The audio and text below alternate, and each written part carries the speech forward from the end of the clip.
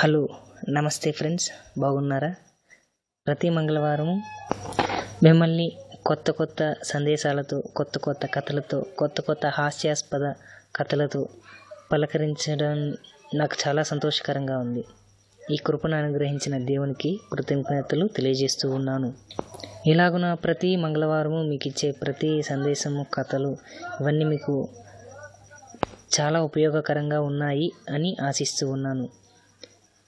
ఈ ఆలోచన నా మదిలో దేవుడే పెట్టాడు.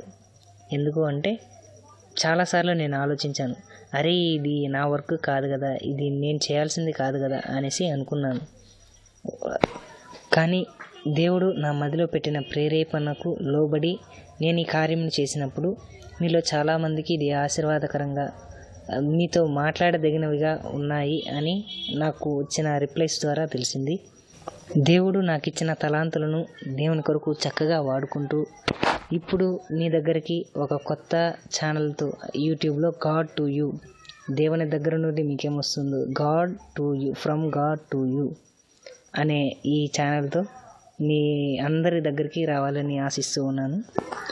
God to YouTube, God to YouTube ఇంకా చాలా అర్థాలు వస్తాయి.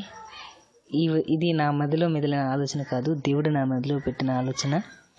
ఇది నన్ను నేను గొప్పగా చెప్పుకోవడానికో కాదు, కానీ దేవుడు నాకు చక్కని చదువునిచ్చాడు, ఎంటెక్ చేయడానికి చక్కని ఫోన్ ఇచ్చాడు.